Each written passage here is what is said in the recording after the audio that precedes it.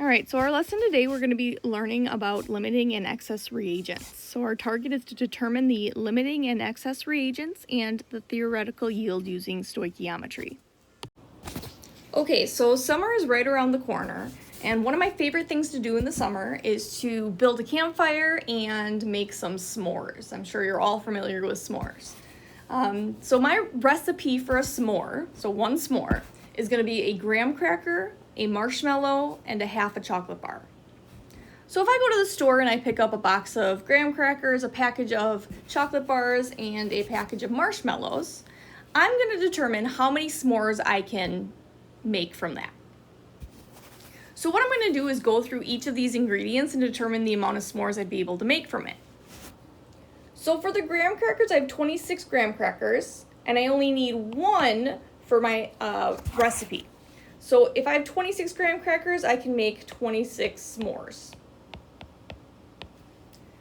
With the marshmallows, I have 40 marshmallows in the bag. I only need one marshmallow to make a s'more, so that means that I could make 40 s'mores.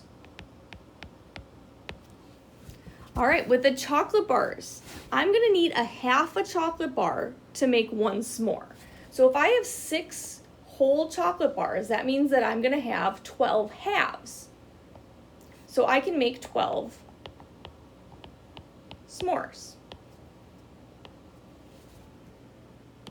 Now with this example or this analogy, it's pretty obvious to see what's gonna limit the amount of s'mores that I'm gonna be able to make. So since I only have 6 chocolate bars, it's only gonna give me 12 s'mores. If I have all of these ingredients here, I would only be able to make 12 s'mores total. With that being said, I'm going to have extra graham cracker and extra marshmallows left over. Now, this always happens. It doesn't matter how much chocolate I buy. I feel like everyone just kind of nibbles on the chocolate as we're waiting for the s'mores to get ready. So we always have the graham crackers and the marshmallows left over. But that's okay. So I've had a lot of s'mores without chocolate. All right, we're going to use the same concept when we're talking about reagents in a reaction. So you're probably wondering, what is a reagent? So a reagent is a reactant within a balanced chemical equation. A lot of times you're probably going to hear limiting reagent or limiting reactant. They're kind of interchangeable. You might hear them both ways or read about them both ways. The limiting reagent is going to be the reactant that's used up first in a reaction. So thinking about our analogy, the chocolate bars would technically be our limiting reagent if we were talking about making that an actual chemical equation. So we use those up first. The excess reagent or reagents are going to be the reactants present in a greater quantity than what is needed to react with the amount of limiting reagent. So you're going to have extra, so think excess extra, you're going to have extra left over. And then the theoretical yield is going to be the quantity of product that can be made from the amount of limiting reagent present. So this is going to be the maximum amount of products that you'd be able to make given your limiting reagent. So in our analogy, that was going to be the 12 s'mores. Even though I had all those ingredients, all I could make was 12 s'mores. And then I have excess marshmallows and graham crackers. All right, so the significance of the limiting reagent. So this idea, recognizing the limiting reagent, is going to allow us to determine how much of the product is going to be able to be made. Now, this is pretty important in things like manufacturing and even chemical manufacturing, industrial chemical manufacturing. If you know how much product you want to get out, you have to have a precise amount of that limiting reagent. That's going to tell you how much product you can get. And then it might be a good idea, just to make sure that all of it reacts, is to get extra of those excess reactants. So you could use stoichiometry to predict, I absolutely need this much of this reactant and this much of this reactant. A lot of times in industries, they're going to buy an excess amount of the excess reagents just to be sure that they're getting the precise amount of product that they want. So we can use stoichiometry to determine which reagent is limiting and therefore how much product can be made in the reaction. So essentially, solving problems like this is just going to use the skills that you learned previously in solving stoichiometry problems. So the steps in determining the limiting reagent, one, got to start off with the balanced chemical equation. That's always going to be number one. Number two, we want to determine what our wanted product is that we're solving for. So sometimes it's going to be given to us in the problem. If it isn't given to you in the problem, you can just pick your favorite one.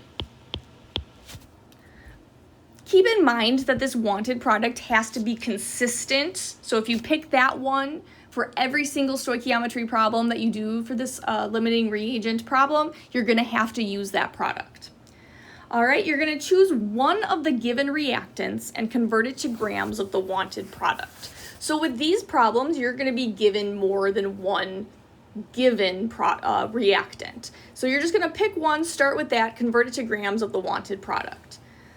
With number four, you're going to convert all of the other reactants or other given reactants to grams of the wanted product. So remember when I said you're going to pick one product if they don't give you one, it has to be the same product. So you should be ending up with the same label on all of your answers. So you're going to have several stoichiometry problems depending on how many reactants you have. So number five says compare all the product values and circle the smallest. The smallest value is going to be your theoretical yield. So that smallest value with all of the reactants that you're given is going to be how much theoretically you can get of the product. All right, number six is determine which given reactant produced the theoretical yield. So basically you're just going to look at that circled theoretical yield. You're going to go back to the beginning of the problem, and whatever reactant you started with, that would be your limiting reactant or reagent. And then number seven says all other reactants are going to be your excess reagents. So if you had that limiting reagent, by definition, all the other ones you're going to have extra of. All right, so our example that we're going to go through today, I have a already balanced chemical equation here. So it says that I have sulfur reacting with fluorine, and it's going to make sulfur hexafluoride. So as I said, this is already balanced. We have one sulfur on each side, and we have 6 fluorines on each side. So the problem says that if I had 4 moles of sulfur and I added it to 20 moles of fluorine, what is the theoretical yield of the product? And then what are the limiting and excess reagents? Well, we only have one product here to choose from, so obviously this is going to be our wanted. And I'm going to be given 2 givens, basically. So I have 4 moles of sulfur, I'm going to label that given 1, and then 20 moles of fluorine, I'm going to label that given 2. All right, so then I'll just circle here. This is going to be my given 1, and then here is going to be my given 2. All right, so starting off, I'm just going to pick sulfur, obviously, as my first given. So I'm going to set up a stoichiometry problem, and I want to determine how many grams of that product I'm going to be able to get. So if I have 4 moles of sulfur to start with, that's going to be my given in the upper left-hand corner. All right, right now I am already in moles, so if you look at your flow chart, remember our flow chart, we have grams of given, moles of given, moles of wanted, and then grams of wanted. So if I'm in my flow chart, I'm basically already here. I need to go to moles of wanted and then grams of wanted. So I'm gonna have 1, 2, 3 columns. So I'm gonna draw those in right away. All right, now to go from moles of given, so to go from moles of given to moles of wanted, I'm going to have to use that balanced chemical equation. So remember, the balanced chemical equation is going to give us what we call our mole ratio. All right, so the 2 moles that I'm comparing are going to be that sulfur and then my sulfur hexafluoride. So it looks like I have 1 mole of each. So I'm going to put the 1 mole of each of those substances in the correct spot on my dimensional analysis. So I have 1 mole of sulfur. I know that I want to cancel sulfur out because that's my given substance. So I know that I'm going to have this on the bottom so that my moles of sulfur cancel. And then I would have 1 mole of SF6 up top. All right, so now I am in moles of my wanted. I want to get to grams of my wanted. Now, remember, going from moles to grams, we're going to have to use our molar mass. So molar mass is always telling us how many grams is in 1 mole of the product. So we have to get our periodic table out. We're going to calculate what the molar mass of sulfur hexafluoride is. So if I do that, it looks like I have 1 sulfur, which is 32.07, and I'm going to add that to 6 times 19. So 19 times 6, and if you do that in a calculator, you're going to get 146.07 grams. All right, so I know that there's 146.07 grams in 1 mole of that SF6. I'm going to put that in the next column. Moles is going to go on the bottom because I want to cancel out moles. I don't want moles, I want grams. So I know that my 1 mole of SF6 would go here so that I could cancel it out here and cancel it out here. And that's going to equal 146.07 grams of SF6.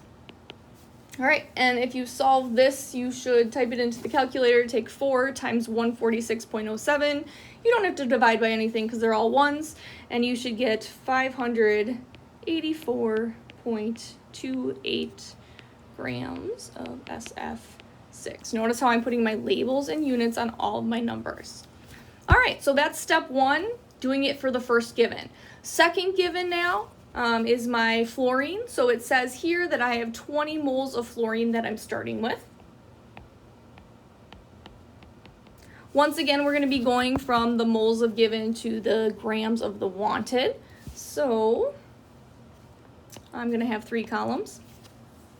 All right, next step, so going from the moles of the given to the moles of the wanted, I'm going to use my balanced chemical equation. This time, though, I'm comparing my fluorine to my sulfur hexafluoride. So I'm going to have, it looks like 3 moles of fluorine and then 1 mole of SF6. All right, moles of fluorine are going to cancel. That's how I knew to put the 3 moles of fluorine on the bottom. And then the last step is going to look really familiar because we're still taking our 1 mole of SF6 and then converting it to the grams of SF6. So you already did the molar mass calculation up here. So I would do this exact same thing that I had in my first stoichiometry problem. So I'd have my 1 mole of SF6 here, and then my 146.07 grams of SF6. All right, and then if you calculate this, do 20 times 146.07 and then divided by 3, you should get about 973.73 grams of SF6. All right, now we're going to look at both of our answers and we're going to compare them. We're going to circle the smallest value. All right, so that circled smallest value, remember, is going to be our theoretical yield. So this is the maximum amount of product I would be able to get out if I had 4 moles of sulfur and 20 moles of fluorine. All right, and then if it's asking for our limiting reagent and excess reagent, since we only have 2 reactants here, when it's asking for a reagent or a limiting reactant or limiting reagent, excess reagent, you're not going to put a value there. So there shouldn't be any numbers. You're just going to basically look back. So if I'm looking at my limiting reactant or limiting reagent, I'm going to look back here and say, okay, what was that reactant or reagent that I started with? And for the limiting one here that produced the theoretical yield, it looks like it's going to be sulfur. And then that means that the excess reagent is going to be fluorine. All right, so we're going to be practicing this tomorrow and also next Monday. We will have a couple of review days in there, and then you guys will have your test on stoichiometry, which is basically a cumulative exam for the whole semester because it is using everything that we've learned starting from semester 2 and a little bit of semester 1. So if you have any questions, please let me know. Come to one of my Zoom sessions. We can set something up if you're not available during those times, and we'll figure this out.